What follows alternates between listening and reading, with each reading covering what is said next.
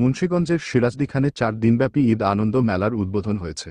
শুক্রবার ৩রা এপ্রিল বিকেল ৫টার দিকে উপজেলার ইমামগঞ্জ বটতলা মাঠে বাসাইল যুব সমাজ ও ইউনিয়নবাসীর আয়োজনে আনুষ্ঠানিকভাবে এ মেলার উদ্বোধন করেন উপজেলা বিএনপি সহ সভাপতি মোয়াজ্জেম হোসেন বাবুল। এ সময় বাসাইল ইউনিয়নের সভাপতি মোহাম্মদ মানিস উদ্দিনের সভাপতিত্বে ও সাধারণ সম্পাদক কে এম শাহজামালের সঞ্চালনায় প্রধান অতিথি হিসেবে উপস্থিত ছিলেন উপজেলা বিএনপি সাধারণ সম্পাদক এম হায়দার আলী।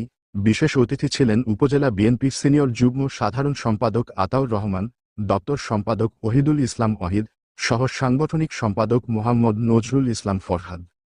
আরও উপস্থিত ছিলেন মুন্সিগঞ্জ জেলা স্বেচ্ছাসেবক দলের সাধারণ সম্পাদক সিদ্দিক মোল্লা, বিক্রমপুর কেবি ডিগ্রি কলেজ শাখার ছাত্রদলের সভাপতি অনন্যা রহমান অর্পা, মহিলা নেত্রী মাহমুদা আক্তার সহ আরও অনেকে।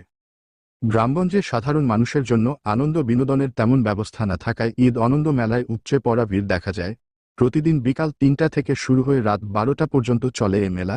নানা রাইড বিনোদনের মাত্রা বাড়িয়েছে এবং মুখরোচক নানা খাবার ও খেলনার সমাহার রয়েছে মেলায়। বিকালে অতিথিদের নিয়ে আলোচনা সভা শেষে রাতে দেশের বরেণ্য শিল্পীদের সঙ্গীতানুষ্ঠান।